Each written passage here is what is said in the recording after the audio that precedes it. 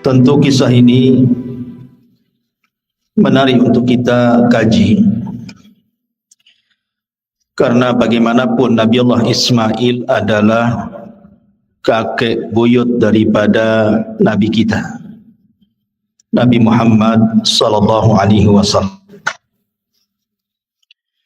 Nanti kita akan jelaskan nasab dari Nabi kita sampai kepada Nabi Allah Ismail alaihi salatu wassalam. Ma'asyiral muslimin yang dimuliakan Allah Subhanahu wa taala. Di dalam Al-Qur'an Allah Subhanahu wa taala sebut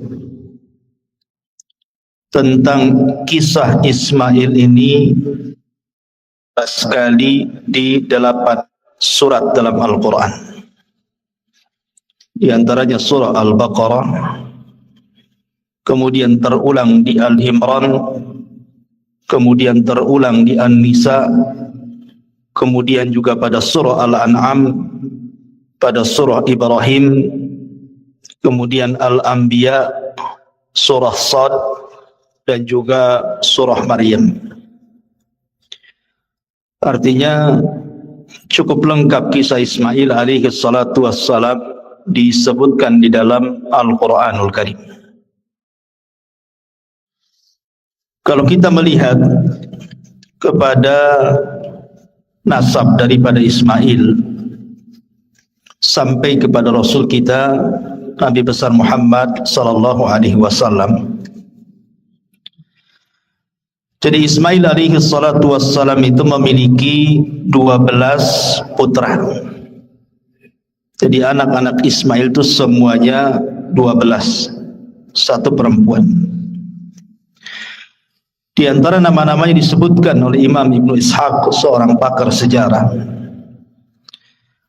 Di antara anak-anak Ismail itu ada namanya Nabit, kemudian Qaidar, kemudian Misha, kemudian Musmi, kemudian Mashi, kemudian Ad-Daus, kemudian Arur, kemudian Yatur, kemudian Nabish, Tima, Qaidum, dan yang terakhir perempuan namanya Nasma. Ini seluruhnya 12 putra dan satu putri Ismail alaihi salatu wassalam. Lah dari keturunan Ismail itu ada namanya Nabit. Nabit putra Ismail. Nabit ini punya anak namanya Yasjub ibn Nabit. Kemudian Yasjub punya anak namanya Ya'rub ibnu Yasjub ibnu Thabit ibn Ismail. Disinilah keluar kalimat Arab dari Ya'rub. Kemudian Ya'rub punya anak namanya Firah. Kemudian Firah punya anak namanya Nahur. Kemudian Nahur punya anak namanya Muqawwim, dan Muqawwim punya anak namanya Udad. Lah Udad inilah ayahanda daripada Adnan. Artinya Adnan inilah yang disepakati bahwa Nabi SAW nasabnya sampai kepada Adnan. Adnan sendiri punya 2 anak.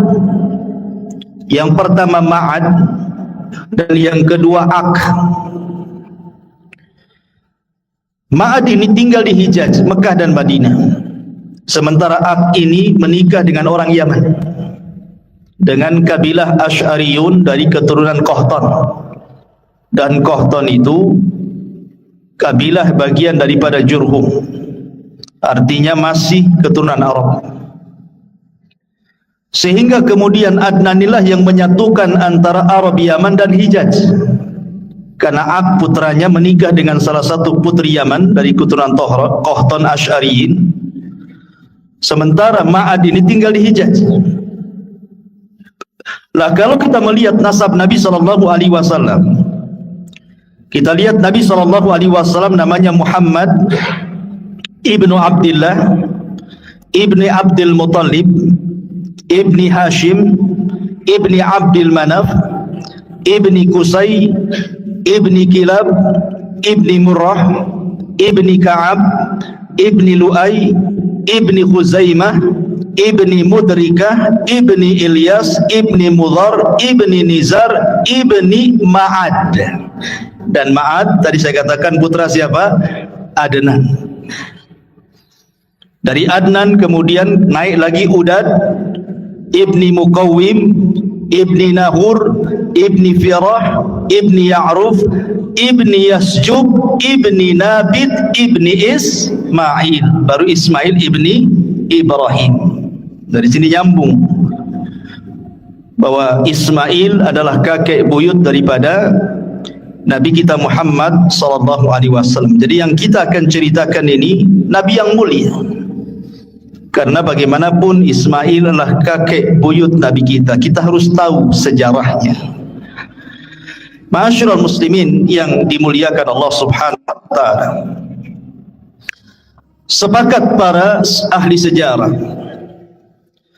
bahwa nabi-nabi sebelum Ibrahim itu semua keturunan Nuh alaihi salatu wassalam. Tetapi setelah Ibrahim alaihi salatu wassalam diutus, maka tidak ada nabi dan rasul satu pun kecuali keturunan Ibrahim. Jadi kalau sebelum Ibrahim, sepakat ulama sejarah bahwa para nabi keturunan daripada Syam, putra Nuh. Tetapi setelah Ibrahim diutus, maka tidak ada nabi dan rasul kecuali turunan Ibrahim. Makanya Ibrahim disebut Abul Anbiya, bapaknya para nabi. Lah Ibrahim sendiri memiliki banyak anak sebenarnya, karena istrinya juga banyak. Walaupun yang masyhur dia menikah dengan dua wanita, Hajar dan Sarah kan gitu ya. Tapi ada wanita lain dinikahi Ibrahim punya anak. Putra Ibrahim itu antara 7 sampai 8, tetapi yang masyhur adalah Ismail dari istrinya Hajar dan Ishak dari istrinya Sarah. Kemudian dari Ishak lahirlah seorang nabi juga namanya Yakub. Dan dari Yakub ini lahir 12 keturunannya, salah satunya Nabi Yusuf alaihi salatu wassalam. Dan dari 12 ini berkembang biak dan disebut dengan Bani Israel. Dari turunan Yakub ini ribuan para nabi muncul dan diutus kepada Bani Israel dan ditutup dengan kenabian dan kerasulan Isa ibnu Maryam alaihi salatu wassalam. Ini dari jalur Isa. Tapi kalau dari jalur Ismail tidak ada yang jadi nabi. Tidak ada yang jadi nabi. Baru setelah kemudian keturunannya sampai kepada Abdul Muttalib. Abdul Muttalib punya anak namanya Abdullah. Dari Abdullah inilah lahir Nabi akhiruz zaman, Khatamul Anbiya wal Mursalin, Rasul Muhammad sallallahu alaihi wasallam. Itu kalau kita bicara nasab. Tentu ketika cerita Ismail tidak lepas daripada kisah ibundanya Hajar. Lalu siapa Hajar ini? Ada yang mengatakan bahwa Hajar ini, kalau menurut versi Yahudi, dia adalah seorang budak yang berada di istana Farainah, istana Fir'aun Mesir kala itu. Kemudian dihadiahkan kepada Sarah dan menjadi budak Sarah. Tentu sebagian ulama membantah kalau Hajar itu seorang budak, karena di sini ada berbau merendahkan kepada Nabi kita Muhammad sallallahu alaihi wasallam, seolah-olah dia turunan budak dan seolah-olah Sarah itu lebih afdal dibandingkan Hajar, dan seolah-olah Yahudi lebih afdal dibandingkan Islam. Nanti menuju ke situ. Sehingga orang-orang Yahudi di dalam kitabnya At-Takwim itu mereka mengatakan seperti itu. Hajar seorang budak, sementara Sarah ini tuannya. Sehingga ada sebagian para ulama membantah Hajar ini bukan budak. Hajar ini justru adalah turunan Amalikoh ataupun turunan Faraina yang dahulu menguasai Mesir, dan dia adalah putri daripada pembesar Amalika atau Amalika dan juga Kan'ani ini. Kemudian dijajah oleh Faraina, oleh orang-orang Fir'aun.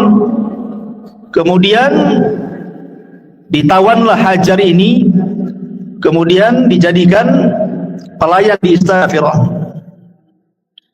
Lah kemudian setelah Sarah datang ke Mesir bersama Ibrahim, kemudian raja ini hendak melakukan sesuatu yang buruk kepada Sarah. Sarah pun berdoa kepada Allah dengan tawasul dengan amal saleh.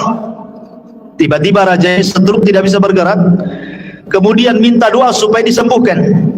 Maka Sarah berdoa kepada Allah, kemudian disembuhkan. Karena dia ketakutan kepada Sarah tapi hatinya masih suka, maka kemudian dihadiahkanlah Hajar kepada Sarah sebagai bukti kecintaan Fir'aun ini kepada Sarah, karena tidak bisa apa-apa. Ya. Jadi Hajar ini orang mulia, bukan sebagaimana prasangka orang-orang Yahudi. Itu ada yang mengatakan seperti itu. Intinya bahwa kemudian Hajar ini dihadiahkan kepada Sarah, kemudian tinggal bersama Sarah dan juga Ibrahim di Mesir. Tetapi karena memang kondisinya kurang kondusif, akhirnya Ibrahim pun kemudian meninggalkan Mesir dan kembali ke Syam, Palestina. Maka hiduplah 3 orang ini di Palestina. Lah usia Ibrahim alaihi salatu wassalam itu sudah tua, sudah hampir 82 tahun lebih, tetapi tidak kunjung juga punya keturunan. Hampir 86 lebih gitu ya, dia di atas 80 lah. Tidak punya keturunan juga, tetapi Ibrahim terus berdoa kepada Allah Subhanahu wa taala, dan Sarah tahu bahwa Ibrahim itu pengen punya keturunan. Sehingga karena kecintaan Sarah kepada Ibrahim, dia melirik Hajar. Bagaimana kalau seandainya Ibrahim menikah dengan Hajar, siapa tahu dari Hajar ini melahirkan keturunan. Akhirnya kemudian Ibrahim menikahi Sarah, menikahi Hajar, dan betul setelah menikah dengan Hajar, maka hamillah Hajar, kemudian punya anak dan lahirlah bayi, kemudian dinamai Ismail ibnu Ibrahim. Kemudian timbullah kecemburuan. Ingat bahwa idza aradallahu syai'an ahya asbab. Allah itu kalau menghendaki sesuatu pasti dimunculkan sebabnya. Allah menghendaki Ibrahim itu hijrah dari Palestina ke Mekah kan gitu. Tapi kan harus ada sebabnya. Sebabnya apa kan itu? Maka dibuat sebabnya. Salah satu penyebabnya adalah Hajar ini ketika memiliki Ismail, Ibrahim itu cinta betul dengan Ismail. Otomatis ketika cinta dengan Ismail lebih banyak tinggal bersama Hajar. Cemburulah Sarah. Wajar kecemburuan seorang wanita, istri Nabi saja cemburu, Aisyah kan, kepada Safiyah. Sampai-sampai kemudian mengatakan tentang Safiyah itu, hasbuka an Safiyata kada wa kada ya Rasulullah. Cukuplah Safiyah ini begini dan begitu. Maksudnya Aisyah ingin mengisyaratkan dengan tangannya, Safiyah itu pendek loh, aku tinggi, gitu maksudnya. Ingin merendahkan Safiyah. Tapi Rasul marah dan mengatakan, ya Aish, laqad qulti kalimatan law muzizat bihal bahru lamazazathu. Wahai Aisyah, engkau sudah mengucapkan kalimat ghibah, yang satu kalimat ghibah ini kalau dilempar ke air lautan, satu air lautan tercemar dengan kalimat. Aisyah cemburu karena Safiyah ini walaupun kecil pendek tapi cantik. Artinya kecemburuan itu ada gitu. Jangan dikira istri Nabi tidak cemburu kan gitu. Kalau istri Nabi saja cemburu, apalagi istri antum. Kalau antum poligami ya wajar kan itu. Jangan ngamuk-ngamuk antum kan itu. Aisyah saja cemburu, kemudian juga Sarah juga cemburu kepada Hajar kan.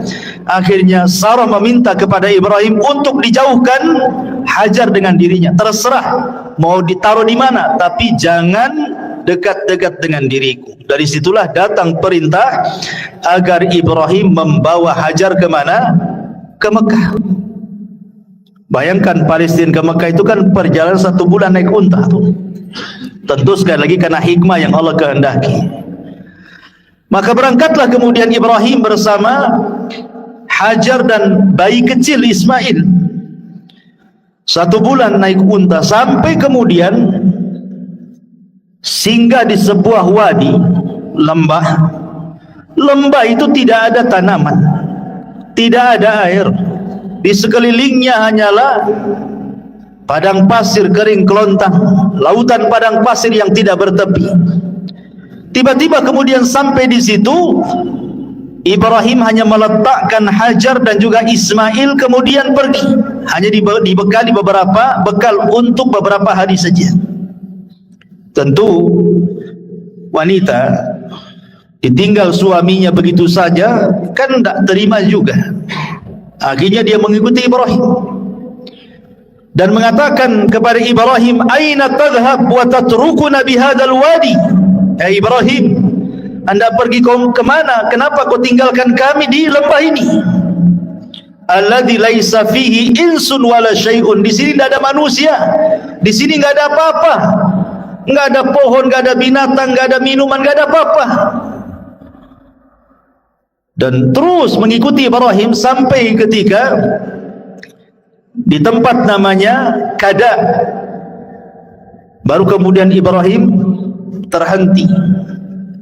Kemudian Ibrahim mengatakan kepada Hajar, ilallah, kutinggalkan dirimu kepada Allah. Bayangkan hanya ngomong begitu saja, kutinggalkan dirimu kepada Allah. Barulah kemudian Hajar paham dan mengatakan, raditu billah. Dalam riwayat Bukhari, idzan la yudayyi'un Allah. Kalau begitu saya redha dengan Allah. Dalam riwayat, kalau begitu pasti Allah tidak akan menyia-nyiakan saya. Kalau begitu, idhab ya Ibrahim, pergi engkau Ibrahim. Dari sini ada pelajaran besar bagaimana Hajar dan juga Ismail kecil mengajarkan kepada kita sifat tawakkul ala Allah, sifat tawakal. Dan ini risalah kepada para wanita-wanita di zaman sekarang gitu ya, yang mungkin ditinggal meninggal suaminya, atau ditinggal pergi bekerja suaminya berbulan-bulan, atau boleh jadi suaminya tidak bertanggung jawab, boleh jadi Allah berkehendak lain untuk dirinya. Kalau dia bertawakal kepada Allah Subhanahu wa taala, maka katakan seperti yang dikatakan Hajar, idzan la yudayyi'un Allah. Kalau begitu Allah tidak menyia-nyiakan saya. Ini risalah kepada siapapun yang sedang kesulitan ekonomi, dipecat dari pekerjaannya, memilih bekerja yang halal dan meninggalkan yang haram. Katakan idzan lan yudayyi'un Allah. Katakan Allah tidak menyia-nyiakan saya. Begitulah tawakal yang diajarkan Ummu Ismail kepada kita. Tapi Ibrahim juga ketika meninggalkan istrinya Hajar dan putranya itu juga mengadu kepada Allah. Kenapa begini perintahnya gitu ya? Kenapa nggak ada perintah lain saja? Makanya kemudian dia setelah jauh meninggalkan Hajar dan sudah tidak terlihat Hajar dan sudah sampai di perbatasan, kemudian dia menghadap wajahnya menuju Al-Bait dan berdoa, dan Al-Quran menyebutkan doanya apa? Inni askantu min dzurriyyati biwadin ghairi dzi zar'in 'inda baitakal muharram. Ya Rabb, kenapa aku meletakkan dari keturunanku di sebuah lembah yang tidak ada tanaman, di sisi baitmu, rumahmu yang sangat mulia? Kemudian Ibrahim alaihi salatu wassalam terus berdoa kepada Allah Azza wa Jalla. Tetapi bagaimanapun Allah menghendaki yang lain. Terkadang ada kaidah, man taraka syai'an lillahi awwadallahu khairan minhu. Barang siapa yang meninggalkan sesuatu karena Allah, pasti Allah akan mengganti sesuatu itu dengan sesuatu yang jauh lebih baik lagi. Boleh jadi kalau seandainya Hajar tetap bersama Ibrahim di Palestina dan Sarah, tentu kehidupannya akan seperti itu saja kan, kecemburuan dan begitu seterusnya kan. Tetapi ketika kemudian dia rela meninggalkan Ibrahim dan juga istri pertamanya, harus ditempatkan di sebuah tempat, semua karena Allah, dan dia yakin Allah tidak menyia-nyiakan dirinya. Akhirnya kemudian justru itulah awal sejarah yang tidak pernah bisa dilupakan umat manusia sampai sekarang. Sekarang yang banyak diceritakan Hajar, bukan Sarahnya kan? Karena berkat sejarah Hajar inilah ada manasik haji. Ya, ada manasik haji. Di antara manasik haji itu adalah perbuatan Hajar ketika dia mencari air dari Bukit Safa ke Marwah. Kemudian ada air Zam-Zam. Tetapi kisah Sarah kan hanya sampai di situ. Tetapi kisah Hajar dikenal, bahkan meninggalkan ibadah yang luar biasa kepada kita, termasuk juga peninggalan Ma'u Zam-Zam, air yang luar biasa berkahnya di permukaan bumi. Sampai hari ini kita bisa menikmati air itu bagi siapa yang datang ke Mekah Al-Mukarramah untuk haji ataupun umrah. Luar biasa. Jadi jangan takut kalau orang meninggalkan sesuatu karena Allah, itu pasti Allah akan ganti sesuatu itu yang lebih baik lagi. Seseorang bekerja di tempat yang penuh dengan riba, dia tahu riba haram, maka sedikit-sedikit dia keluar dari situ mencari yang halal. Insya Allah ternyata yang halal lebih tenang, boleh jadi lebih berkah dunia dia dan akhirat dia. Jangan takut meninggalkan sesuatu karena Allah Subhanahu wa ta'ala, karena Allah tidak mungkin menyia-nyiakan hambanya yang meninggalkan karena dia. Ma'asyiral muslimin yang dimuliakan Allah Azza wa Jalla, ketika kemudian Hajar sudah ditinggalkan oleh Ibrahim bersama putranya Ismail, habis bekalnya, hanya beberapa hari saja. Apalagi yang dihajatkan seseorang di tengah padang pasir itu adalah minuman. Minuman sudah tidak ada, mereka hampir kehausan. Anda bayangkan, seolah-olah Ibrahim ini secara kasat mata sengaja membiarkan kedua manusia ini suruh mati. Tetapi bukan itu kehendak Ibrahim, ini semua kehendak Allah. Allah kalau menghendaki sesuatu pasti ada hikmah di dalamnya. Makanya ketika itu Ismail ditinggalkan oleh Hajar mencari air ke sana kemari. Naiklah dia ke Bukit Safa. Kemudian nampak ada air macam fata morgana di Marwah, lari dia ke Marwah. Saking paniknya si bolak-balik saja itu, Safa Marwah sampai 7 kali putaran. Dia khawatir dengan putranya Ismail karena mendengar dia menangis. Saat dia pulang dan hendak melihat Ismail, dia mendengar suara. Rupanya suara itu datang daripada Jibril yang datang hendak menolong keduanya. Ketika kemudian mendekati putranya Ismail, rupanya di sampingnya ada Jibril alaihi salam. Ada yang mengatakan Jibril kemudian menghentakkan sayapnya persis di belakang punggung Ismail, seolah-olah ingin mengatakan bahwa Zam-Zam ini miliknya Ismail, karena taruh di situ gitu ya, di belakang Ismail, belakang punggung Ismail, ditancapkan kemudian sayapnya.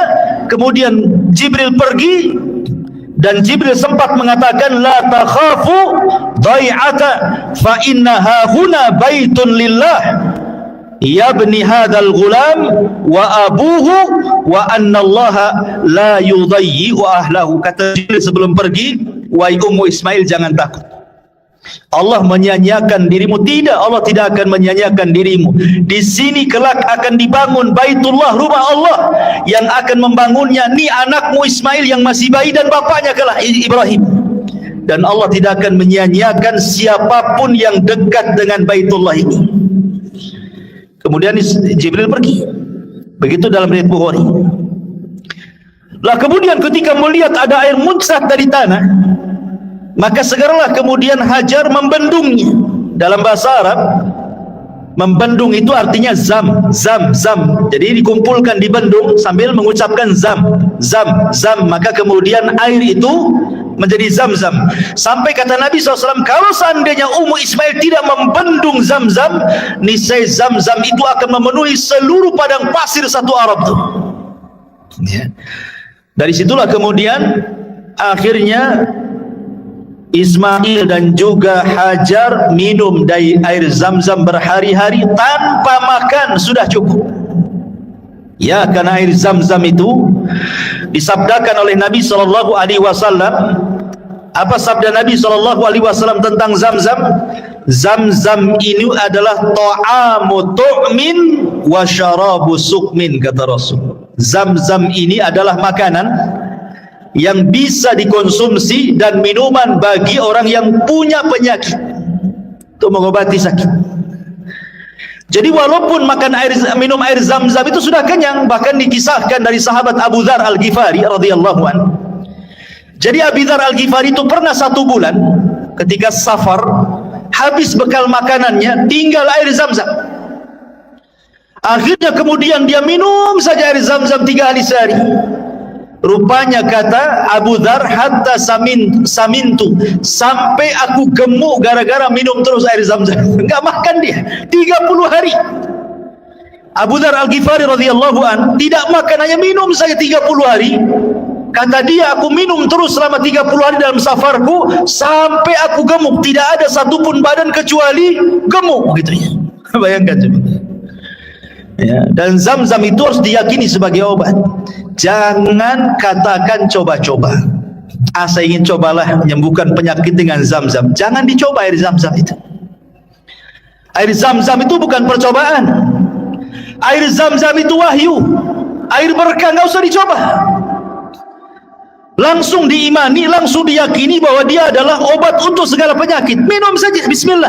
Tawakal kepada Allah, ikhlas kepada Allah. Jangan coba-coba. Kalau coba itu ragu-ragu artinya. Jangan main coba-coba. Langsung bismillah, tawakal ala Allah, yakin, ikhlas, ya. Insyaallah. Zam-Zam itu sebagaimana sabda Rasul, ta'amu tu'min wa syarabu sukmin. Dia adalah makanan sekaligus juga obat.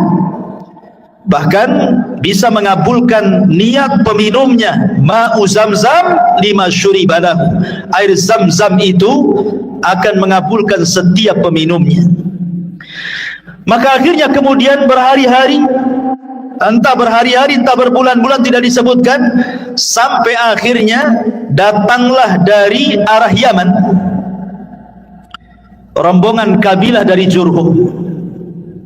Mereka kehabisan minuman tapi banyak makanan. Percuma saja banyak makanan, tidak ada minum, bisa mati di padang pasir, ikhwan. Akhirnya dari kejauhan melihat ada ta'ir, ada burung.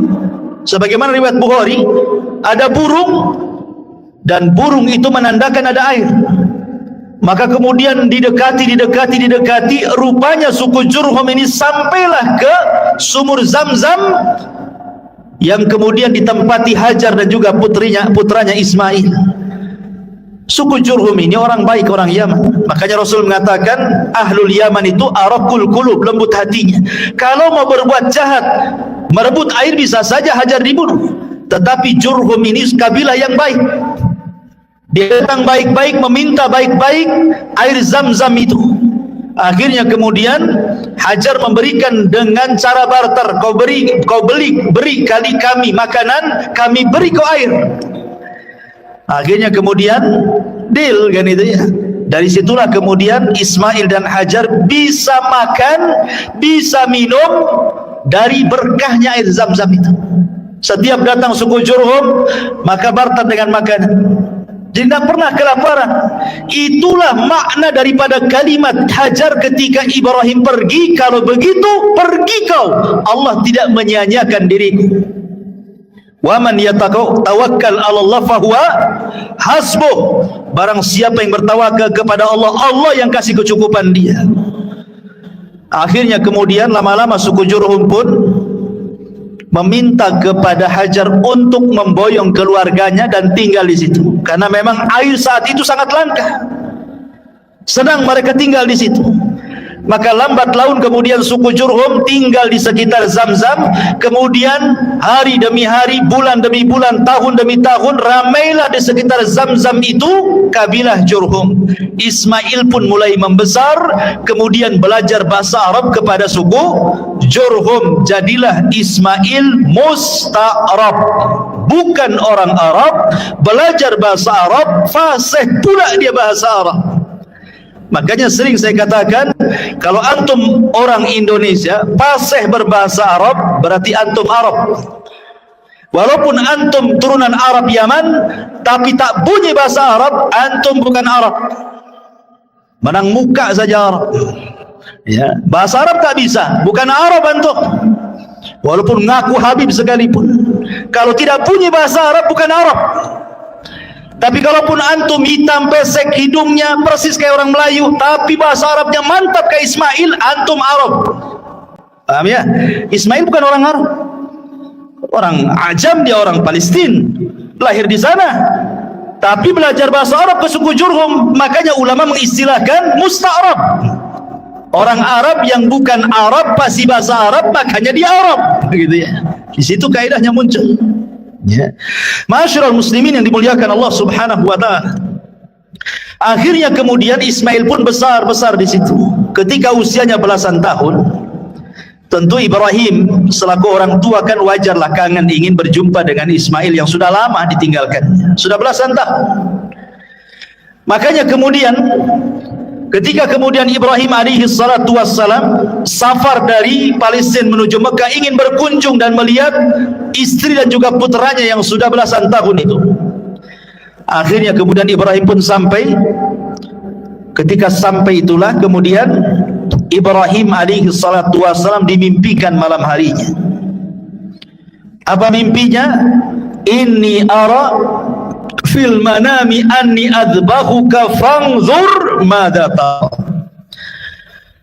Wa Ibrahim, wa Ismail, ayahmu bermimpi semalam bapakmu menyembelih dirimu. Betul-betul menyembelih dalam mimpinya itu. Bagaimana pendapatmu?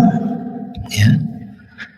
Maka Ismail alaihi salatu wassalam, orang yang terdiri dari ummu Ismail, wanita yang paling tawakal. Makanya kemudian Ismail tanpa ada keraguan mengatakan, ya abatif al ma tu'mar satajiduni insyaallahu minas sabirin. Wahai bapakku, kalau itu perintah Allah, insyaallah engkau akan mendapati aku termasuk anak yang sabar. Kenapa Ismail mengucapkan kalimat insyaallah? Hikmah di balik Ismail mengucapkan kalimat insyaallah itu seolah-olah Ismail ingin mengatakan seperti ini. Kalau aku redha aku disembelih, engkau pun wahai bapakku redha aku disembelih, tapi Allah tidak redha, maka engkau tidak dapati aku termasuk hamba yang sabar. Kenapa? Karena ini akal-akalan kamu saja. Tetapi kalau seandainya aku redha disembelih, engkau redha disembelih, Allah pun redha, maka kau akan dapati aku termasuk anak yang sabar. Kenapa? Karena ini bukan akal-akalan kamu, tapi ini perintah Allah. Itu maksudnya. Makanya dia mengatakan, satajiduni insyaallahu minas sabirin. Kau akan dapati aku termasuk hamba Allah yang bersabar insyaallah, kalau Allah berkehendak.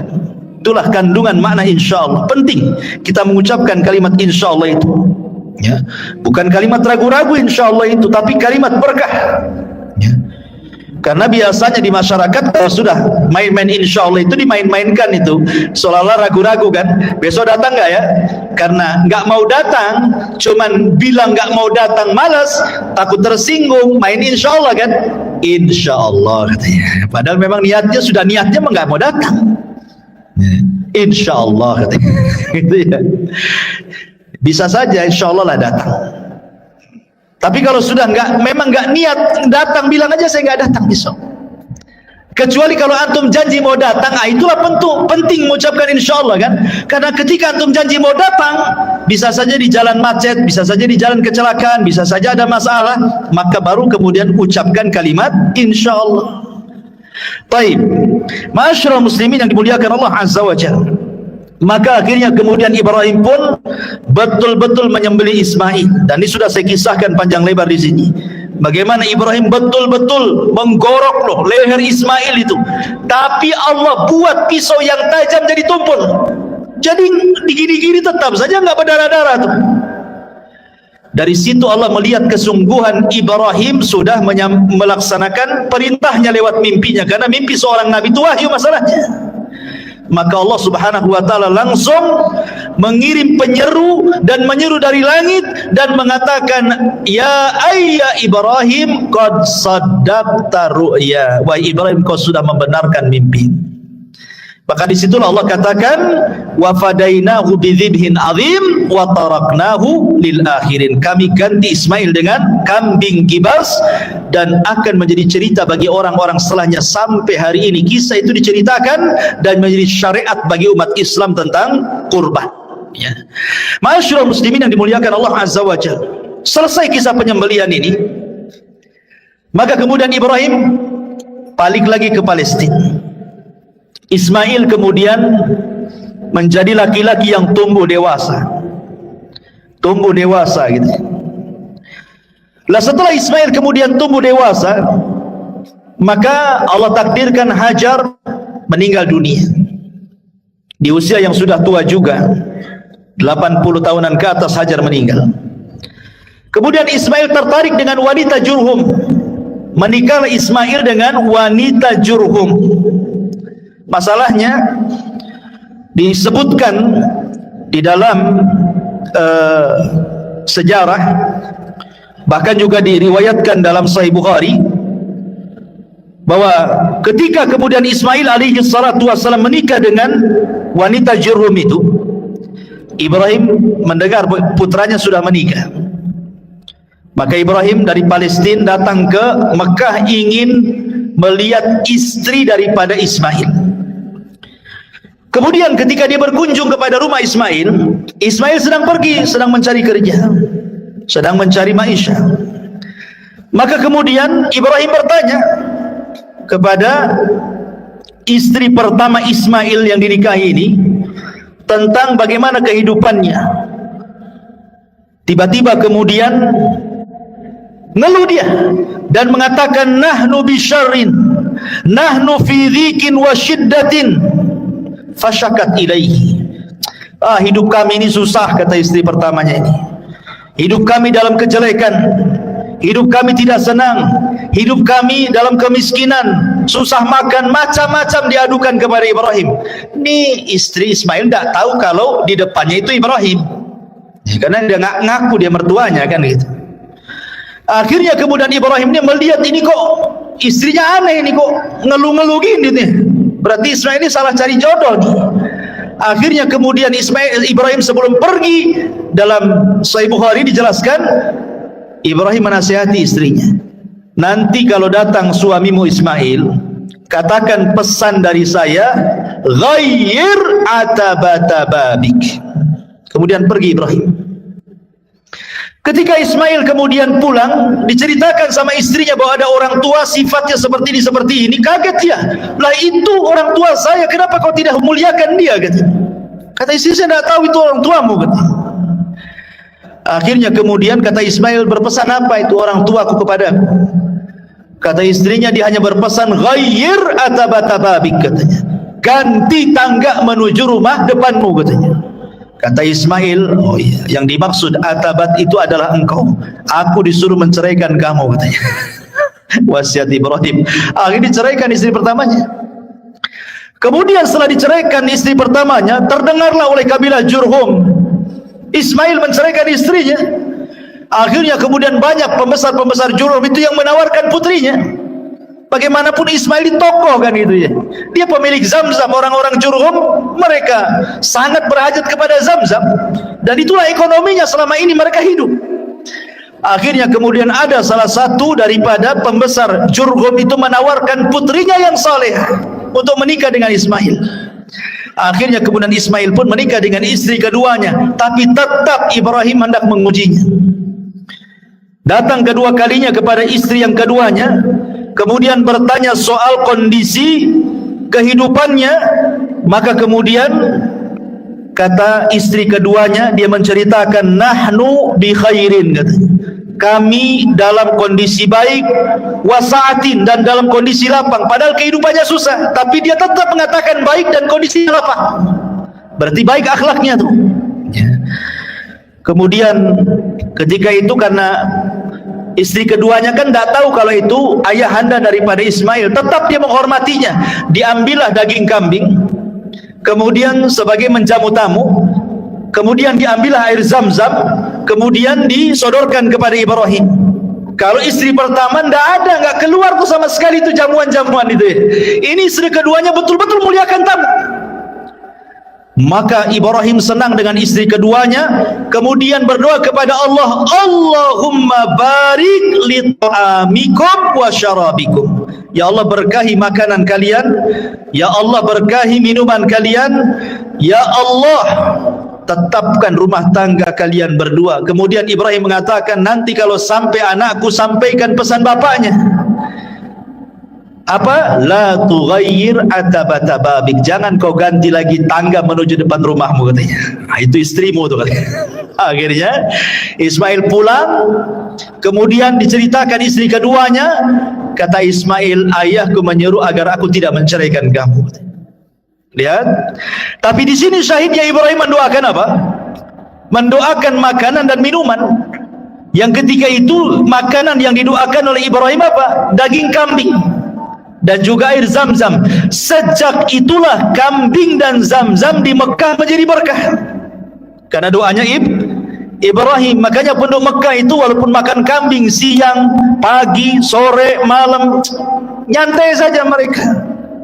1 tahun mereka pagi, siang, sore makan kambing, nggak ada cerita naik darah, naik kolesterol, stroke, nggak ada.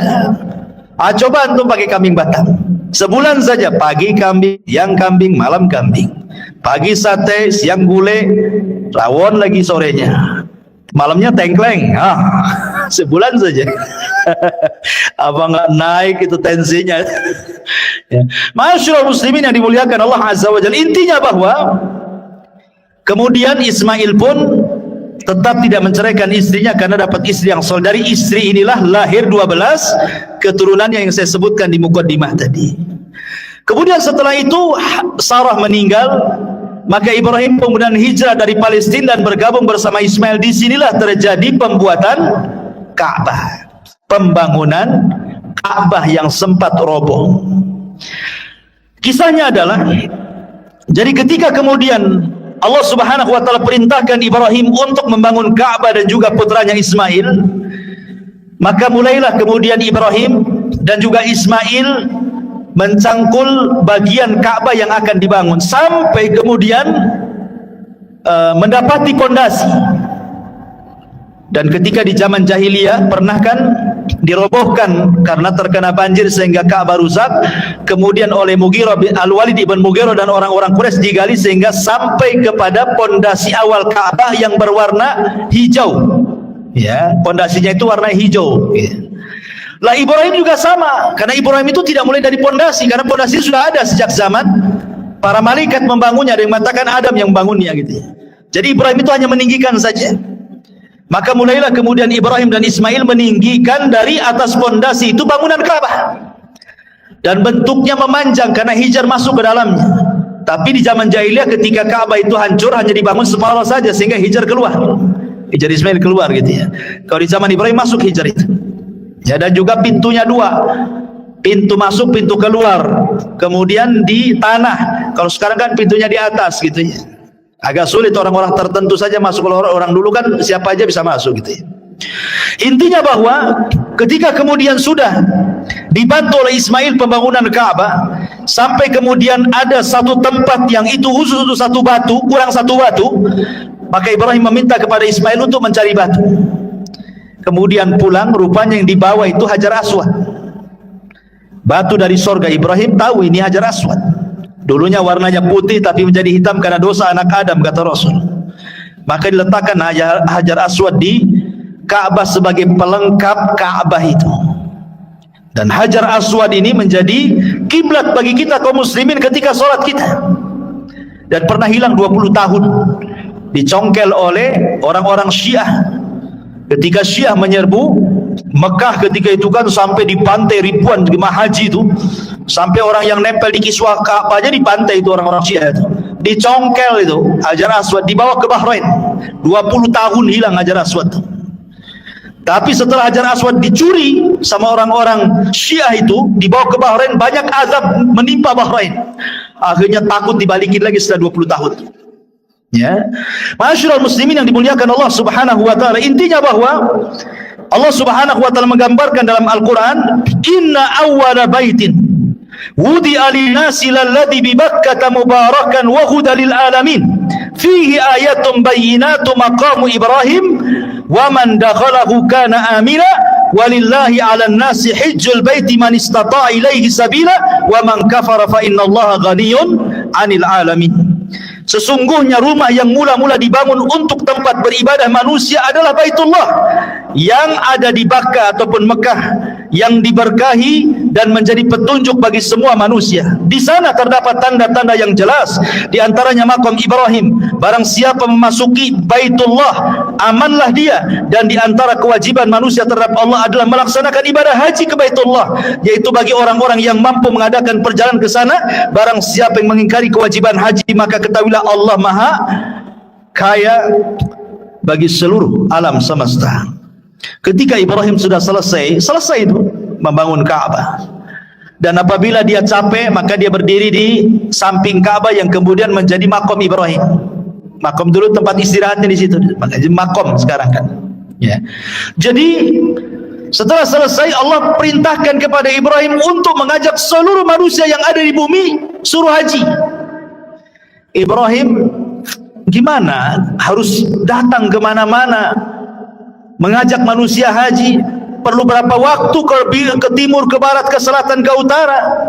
Jadi Ibrahim mengatakan, ya Rabb, tidak mungkinlah saya berjalan ke sana kemari kan itu. Tapi Allah mengatakan, ya Ibrahim, aku tidak suruh kau jalan ke sana kemari. Aku suruh kau berteriak dari Mekah. Nanti kami yang sampaikan suaramu ke ujung barat, ke ujung timur, ke selatan dan ke utara. Dan ini mukjizatnya Ibrahim. Cukup kau serukan manusia untuk haji, suaramu sampai di sana nanti, gitu maksudnya. Maka Ibrahim pun menyerukan manusia untuk haji, suaranya kemana-mana, masuk ke telinga semua manusia. Subhanallah, seruan Ibrahim masih melengket di telinga kita sampai hari ini. Semua datang ke Mekah, ya, semua datang ke Mekah kan. Alhamdulillah, seruan Ibrahim sampai hari ini melekat di telinga-telinga kaum muslimin. Wa adzin finnas, ya, dan serukan kepada manusia untuk haji. Ya'tuka rijalan wa ala kulli dhamirin ya'tin min kulli fajin ami, kata Allah. Maka akan datang dari semua belahan negeri untuk menziarahi Ka'bah. Sadaqallahul azim. Lihat bagaimana sekarang dari penjuru negeri datang ke Mekah. Subhanallah, tidak ada orang yang bosan datang ke Mekah dalam rangka haji dan umrah. Ya, buktinya orang yang hari-hari umrah belakangan punya travel umrah pula dia. Saking pengen terus ke sana bolak-balik ini. Begitulah Allah cintakan manusia untuk haji. Ma'asyiral muslimin yang dimuliakan Allah Subhanahu wa taala. Kemudian Nabi Ibrahim alaihi salatu wasalam wafat, dan Allah Subhanahu wa taala kemudian menggantikan estafet dakwah Ibrahim kepada pundak Ismail. Makanya Allah Subhanahu wa taala firmankan di dalam surah Maryam ayat 54-55, wadhkur fil kitabi Ismail innahu kana sadiqal wa'di wa kana rasulan nabiyya. Ceritakan wahai Muhammad fil kitab, di dalam Al-Quran, tentang Ismail. Dia adalah orang yang sangat jujur dan amanah. Wa kana rasulan, dia seorang rasul, nabiyan, dan seorang nabi. Diutus kepada siapa kalau dia seorang rasul? Ismail diutus kepada seluruh bangsa Arab. Jadi Ismail nabinya bangsa Arab. Dia seorang rasul dan seorang nabi. Wa kana ya'muru ahlahu bis salati waz zakati wa kana inda rabbih mardiyya. Dan dia memerintahkan keluarganya untuk salat, zakat, dan dia di sisi Allah sangat diridhai, sangat disukai. Ismail diangkat menjadi nabi dan rasul dan berdakwah setelah Ibrahim kepada seluruh bangsa Arab. Dan subhanallah, asar Ismail sampai kepada di masa jahiliyah, di masa diutusnya Nabi SAW. Sampai ketika Rasul datang ke Gua Hira untuk tahannud, untuk i'tikaf di Gua Hira, belum diangkat jadi Nabi. Kemudian Rasul SAW tafakkur di situ, beribadah kepada Allah Azza wa Jalla, beribadah atas Syariat siapa coba? Kan belum diangkat jadi nabi, belum ada syariat kan? Jadi Rasul beribadah di atas syariat Ismail. Dia beribadah di atas syariat Ismail, tafakur dalam gua itu. Ya, karena belum ada syariat yang diberikan kepada Rasul seperti sholat, zakat, puasa, Quran dan begitu seterusnya, maka dia tafakur ala syariat Ismail. Di atas syariat Nabi Allah Ismail alaihi salatu wassalam, sampai datang Jibril dan mengangkat Nabi sallallahu alaihi wasallam sebagai nabi dan juga rasul. Dan ketika Ismail alaihi salatu wassalam meninggal dunia, suku Jurhum itu dari turunan Ismail dan juga turunan istrinya itu masih mentauhidkan Allah, tapi masalahnya tidak bertahan. Tiba-tiba kemudian datang orang Arab yang tidak suka dengan suku Jurhum, namanya Khuza'ah.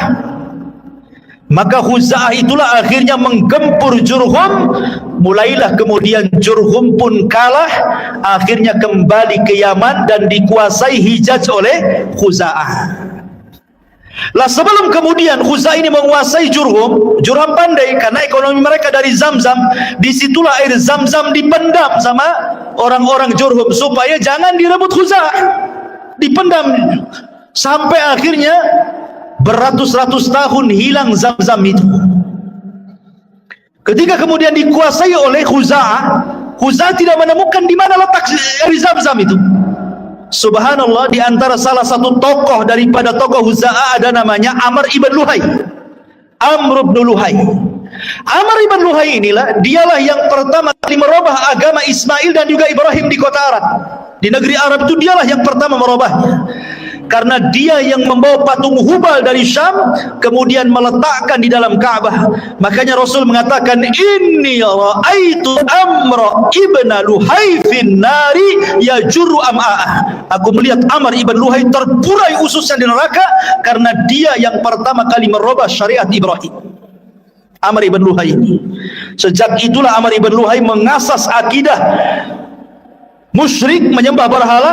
Akhirnya tidak ada satupun orang Arab kecuali menjadi penyembah berhala, kecuali hanya beberapa orang yang bisa dihitung dengan jari yang masih beragama Ismail dan Ibrahim, seperti Waraqah ibn Naufal, ya, kemudian ayahanda Said ibn Said, ya, kemudian beberapa orang, ya, tidak banyak itu yang masih beragama Hanafiyah samah, termasuk Nabi SAW masih berpegang dengan syariat Ismail, ya. Tetapi yang lainnya semua menjadi penyembah berhala. Lah baru di zaman Abdul Muttalib, di zaman Abdul Muttalib inilah baru kemudian ditemukan air Zamzam. Jadi begini kisahnya. Abdul Muttalib ini, ikhwatu fiddin, muliakan Allah Azza wa Jalla, ketika itu menjadi Sayyidul Arab, pemimpin Arab, karena Quraisy itu dipimpin oleh dua kabilah, kabilah Bani Abdi Manaf dan kabilah Bani Khuza'ah, kabilah Bani Khuza'ah, Makhzum, Bani Makhzum. Ada Bani Makhzum, kabilahnya Abu Jahal. Ada kabilahnya Bani Abdi Manaf, kabilahnya Bani Hashim, kabilah Nabi SAW. Jadi yang lain itu kabilah-kabilah kecil. Yang besar ini nih, Bani Makhzum dan Bani Abdi Manaf. Jadi gantian tuh, kadang-kadang yang menjadi pemimpin dari keturunan Makhzum, kadang-kadang dari Bani Abdi Manaf. Lah ketika itu yang menjadi pemimpin adalah dari Bani Abdi Manaf, Abdul Muttalib. Tapi setelah Abdul Muttalib meninggal, diambil alih oleh Bani Makhzum, Abu Jahal menjadi pemimpinnya, ya. Jadi Abdul Muttalib ini bermimpi ketika dia sedang tertidur di Hijr Ismail, didatangi malaikat dan mengatakan, ihfir at-tayyibah, ihfir at-tayyibah, galilah at-tayyibah, benda yang baik. Kemudian besoknya mimpi lagi, didatangi lagi malaikat yang sama dengan mengatakan, ihfir al-barrah, ihfir al-barrah, katanya. Barrah ini apa? Benda yang baik ini. Kemudian yang ketiga kalinya, 3 hari berikutnya mimpi lagi, ihfir al-madrunah, katanya. Galilah sesuatu yang tersimpan. Abu Talib makin bingung. Hari keempatnya bermimpi lagi, baru jelas-jelas mengatakan ihfiriz Zamzam, katanya. Kamu harus menggali Zamzam. Oh, baru paham maksudnya. Kemudian dia dikasih tahu tanda-tandanya. Tanda-tanda kau menggali Zamzam itu 3. Pertama, di situ ada qaryatun namlin, ada desa semut, sarang semut. Yang kedua, di situ ada ghurab, ada gagak yang sedang makan semut. Yang ketiga, di situ ada darah yang tertumpah. Kalau itu terjadi, galilah di situ. Akhirnya suatu hari Abdul Muttalib ini sedang berjalan-jalan di Syab Arab ini. Rupanya dia melihat kok banyak semut di situ. Kemudian dia melihat ada gagak yang sedang matu-matu semut itu. Tiba-tiba ada unta lari dikejar oleh tuannya, sedang kabur unta itu. Rupanya unta itu tertangkap persis di sarang semut itu, kemudian oleh pemiliknya langsung disembelih. Tertumpahlah darahnya di situ. Dia teringat mimpinya tuh. Oh ya, jangan-jangan di sini, karena mimpinya persis kayak gitu kan. Sarang semut, ada gagak, ada tumpahan darah di situ. Jangan-jangan di sini dia. Ketika itu Abdul Muttalib belum punya anak banyak, cuma satu namanya Al Harith. Karena belum punya nazar ketika itu. Akhirnya sama Al Harith diajak, ayo kita gali di sini, jangan-jangan di Zamzam nih. Digalilah berdua. Orang-orang Arab membiarkan, disangkanya Abu Talib dia ngapain, mimpi saja cari Zamzam itu katanya. Rupanya ketika digali-digali, nampak pondasinya, pondasi Zamzam itu. Bertakbirlah Abdul Muttalib, Allahu Akbar, Allahu Akbar. Oh, datang kabilah-kabilah Quraisy. Tiba-tiba setelah ditemukan Zamzam, kabilah Quraisy mengatakan kepada Abdul Muttalib dan mengatakan, ya Abdul Muttalib, kami semua adalah Bani Ismail, keturunan Ismail. Kami juga punya hak dengan Zamzam ini. Bayangkan, ketika menggali mereka nengokin, sudah ketemu mereka mengaku itu Zamzam kami juga katanya. Karena kami semua keturunan Ismail dan ini adalah Zamzamnya Ismail katanya.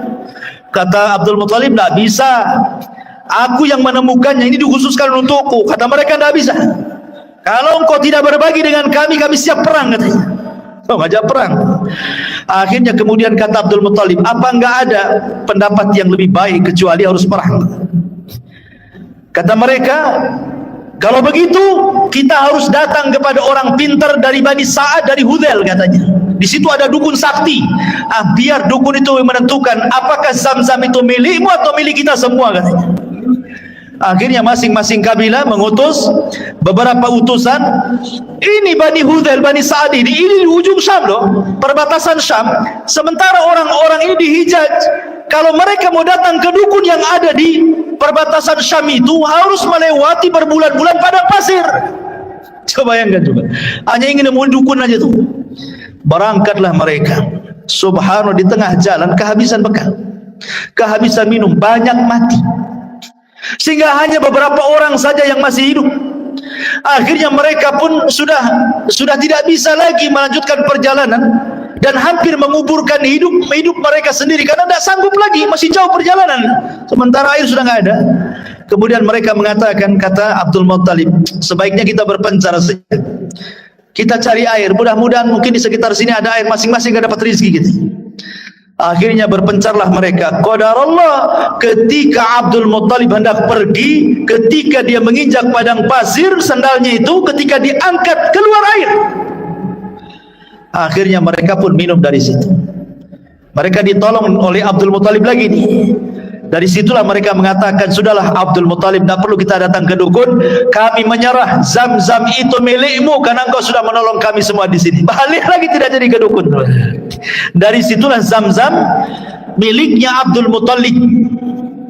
Tapi masalahnya Abdul Muttalib sudah tahu nih, kalau dibiarkan dia meninggal bisa masalah Quraisy, perang nih gara-gara Zamzam. Disitulah dia bernadar kepada Allah agar diberikan anak 10 untuk menjaga Zamzam, dan sebagai imbalannya satu di antara mereka akan aku korbankan.